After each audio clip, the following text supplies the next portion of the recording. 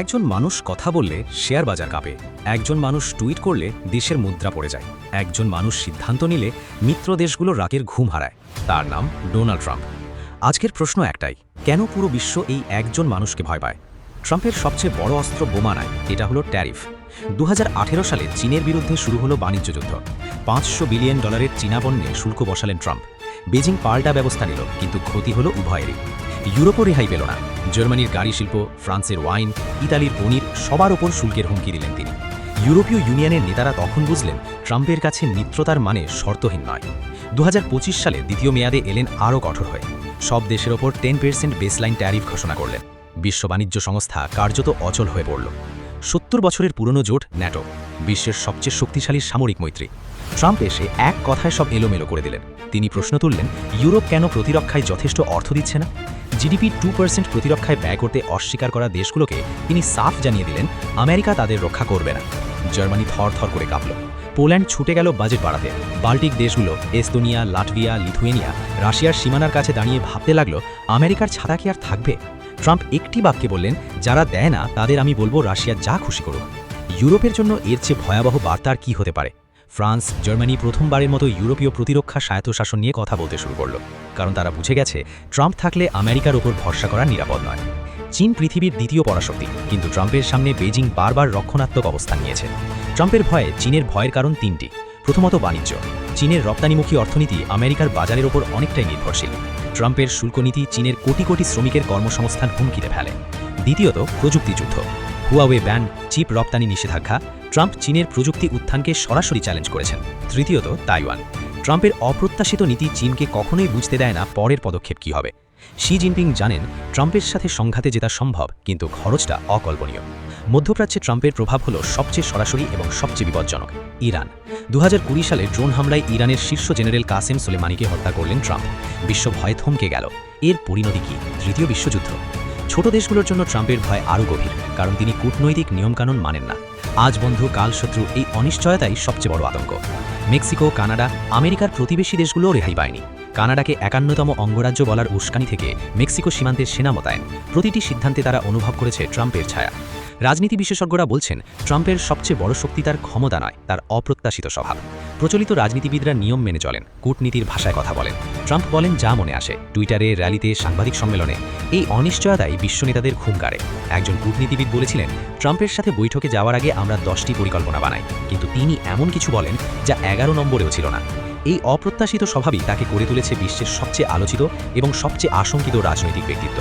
ট্রাম্পকে ভয় পাওয়ার কারণ একটা নয়, অনেক। অর্থনৈতিক শক্তি, হ্যাঁ। সামরিক প্রভাব, হ্যাঁ। অপ্রত্যাশিত সিদ্ধান্ত, হ্যাঁ। কিন্তু সবচেয়ে বড় কারণ, তিনি প্রমাণ করেছেন যে পুরনো নিয়মের দুনিয়ায় একজন মানুষ এসে সব বদলে দিতে পারেন, এবং সেটাই সত্যিকারের ভয়। ইতিহাসে এমন অনেক নেতা এসেছেন যারা ক্ষমতায় থাকার সময় বিশ্বকে নাড়িয়ে দিয়েছেন, কিন্তু ক্ষমতা ছেড়ে দেওয়ার পরেও যিনি বিশ্বকে ভাবিয়ে রাখেন সেটা বিরল। ডোনাল্ড ট্রাম্প সেই বিরল ব্যক্তিত্বদের একজন। প্রশ্ন হলো, এই ভয় কি শুধু তার ক্ষমতার ভয়, নাকি এর পেছনে আরও গভীর কোনো কারণ আছে? আসুন আরও গভীরে যাই। ট্রাম্পের ভাষা, এটি একটি অস্ত্র। সাধারণ রাজনীতিবিদরা কথা বলেন সাবধানে, মেপে, কূটনীতির ভাষায়। ট্রাম্প কথা বলেন রাস্তার মানুষের ভাষায়, সরাসরি, রুক্ষ, আঘাত করার মতো। তিনি উত্তর কোরিয়ার কিম জং উনকে বলেছিলেন রকেটম্যান, ইরানের নেতাদের বলেছিলেন পরিণতি ভোগ করতে হবে, ন্যাটো মিত্রদের বলেছিলেন ফ্রি রাইডার। এই ভাষা কূটনীতির দুনিয়ায় অকল্পনীয় ছিল, কিন্তু ট্রাম্প এটাকেই করেছেন তার হাতিয়ার। বিশ্ব নেতারা বুঝতে পারেননি এটা কি ব্লাফ নাকি সত্যিই তিনি করবেন। এই দ্বিধাই তাদের দুর্বল করে দিয়েছে। এখন কথা বলা যাক রাশিয়ার কথা। ট্রাম্প এবং পুতিন, এই সম্পর্ক বিশ্বের সবচেয়ে রহস্যময় রাজনৈতিক সমীকরণগুলোর একটা। ইউরোপ ভয় পেয়েছে কারণ ট্রাম্প পুতিনের সমালোচনা করতে বারবার দ্বিধা দেখিয়েছেন। রাশিয়া যখন ইউক্রেন আক্রমণ করল, ট্রাম্প বললেন পুতিন জিনিয়াস। ইউক্রেনের প্রেসিডেন্ট জেলেন্সকি বুঝে গেলেন ট্রাম্প ক্ষমতায় এলে আমেরিকার সমর্থন অনিশ্চিত, এবং সেটাই হলো। 2025 সালে ট্রাম্প ক্ষমতায় এসে ইউক্রেনকে চাপ দিলেন যুদ্ধ থামাতে রাশিয়াকে অনেক ছাড় দিয়ে। ইউরোপ দাঁড়িয়ে দেখল, কারণ তারা জানে আজ ইউক্রেন, কাল হয়তো তারা। এশিয়ার ছোট দেশগুলোর ভয় আরেকটু আলাদা। দক্ষিণ কোরিয়া এবং জাপান, দুটি দেশ যারা দশকের পর দশক ধরে আমেরিকার সামরিক সুরক্ষার ওপর নির্ভর করে আসছে। উত্তর কোরিয়ার পারমাণবিক হুমকির মুখে তারা টিকে আছে আমেরিকার প্রতিশ্রুতির জোরে। ট্রাম্প সেই প্রতিশ্রুতি নিয়েই প্রশ্ন তুলেন। তিনি বললেন দক্ষিণ কোরিয়া এবং জাপানকে তাদের নিজেদের প্রতিরক্ষার জন্য বেশি অর্থ দিতে হবে, নইলে আমেরিকার সেনা সরিয়ে নিতে পারে। সিওলে আতঙ্ক ছড়িয়ে পড়ল। টোকিওতে জরুরি বৈঠক বসল, কারণ আমেরিকার সেনা না থাকলে পিয়ংইয়ং কতদিন চুপ থাকবে সেটা কেউ জানে না। এখন বলা যাক ল্যাটিন আমেরিকার কথা। মেক্সিকো, আমেরিকার সবচেয়ে বড় বাণিজ্যিক অংশীদারদের একজন। দুদেশের মধ্যে প্রতিদিন কোটি কোটি ডলারের পণ্য যাতায়াত করে। ট্রাম্প এলেন এবং বললেন মেক্সিকোকে দেওয়াল বানাতে হবে, মাদক পাচারকারীদের দেশ, অপরাধীদের দেশ। মেক্সিকোর প্রেসিডেন্ট পর্দার পেছনে ক্ষুব্ধ হলেন, কিন্তু সামনে নরম থাকতে বাধ্য হলেন, কারণ মেক্সিকোর অর্থনীতি আমেরিকার উপর নির্ভরশীল। ভেনেজুয়েলা, কিউবা, নিকারাগুয়া এই দেশগুলো জানে ট্রাম্পের আমেরিকা তাদের উপর যে কোনো মুহূর্তে চাপ বাড়াতে পারে। নিষেধাজ্ঞা, অবরোধ এগুলো ট্রাম্পের হাতে খেলনার মতো। আফ্রিকা এবং উন্নয়নশীল বিশ্বের ভয়টা একটু ভিন্ন। ট্রাম্প একবার আফ্রিকান দেশগুলোকে অত্যন্ত অপমানজনক ভাষায় বর্ণনা করেছিলেন। সেই মন্তব্য পুরো আফ্রিকা মহাদেশে ঝড় তুলেছিল।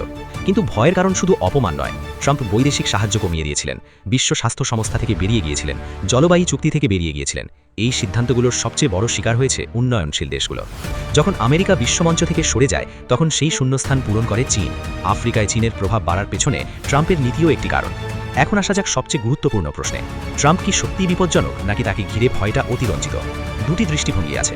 একদল বলেন ট্রাম্প আসলে আমেরিকার স্বার্থ দেখছেন, তিনি চান আমেরিকা বিনামূল্যে বিশ্বের পুলিশ না হোক, তিনি চান মিত্ররা নিজেদের দায়িত্ব নিক। এটা কি ভুল? আরেক দল বলেন বিশ্ব ব্যবস্থা টিকে আছে বিশ্বাস এবং নিয়মের ওপর, ট্রাম্প সেই নিয়মগুলো ভেঙে দিচ্ছেন।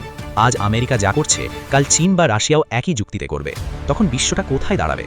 পারমাণবিক অস্ত্রের কথা না বললে এই আলোচনা অসম্পূর্ণ থাকে। আমেরিকার প্রেসিডেন্টের হাতে রয়েছে পৃথিবীর সবচেয়ে শক্তিশালী পারমাণবিক অস্ত্র ভাণ্ডারের নিয়ন্ত্রণ। সেই মানুষটা যখন বলেন আমাদের বোতামটা আরও বড়, তখন বিশ্ব হাসবে না কাঁদবে বুঝতে পারে না। উত্তর কোরিয়ার সাথে উত্তেজনার সময় ট্রাম্পের ভাষা ছিল এতটাই উত্তপ্ত যে সিওল, টোকিও এবং বেজিং তিনটি শহরের মানুষ সত্যিই ভেবেছিল যুদ্ধ লেগে যাবে না তো। পারমাণবিক যুদ্ধের ভয়ের সাথে যখন একজন অপ্রত্যাশিত নেতার নাম জুড়ে যায়, তখন সেই ভয় হয়ে ওঠে অস্তিত্বের ভয়। কিন্তু একটা কথা স্বীকার করতেই হবে, ট্রাম্পকে যারা ভয় পান তাদের অনেকেই তাকে সম্মানও করেন ভিন্নভাবে। তিনি দেখিয়েছেন একজন মানুষ পুরো প্রতিষ্ঠানকে চ্যালেঞ্জ করতে পারেন। মিডিয়া, বিচার বিভাগ, বিরোধী দল সবার বিরুদ্ধে লড়েও টিকে থাকা যায়। তার সমর্থকরা এটাকে শক্তি হিসেবে দেখেন, তার বিরোধীরা এটাকে বিপদ হিসেবে দেখেন। কিন্তু দুই দলই স্বীকার করেন ডোনাল্ড ট্রাম্পকে উপেক্ষা করা অসম্ভব। বিশ্বের ভয় আসলে ট্রাম্পের ভয় নয়, বিশ্বের ভয় হলো এই মুহূর্তে পৃথিবীর সবচেয়ে শক্তিশালী দেশের নেতৃত্বে এমন একজন মানুষ আছেন যাকে পড়া যায় না, বোঝা যায় না, আটকানো যায় না।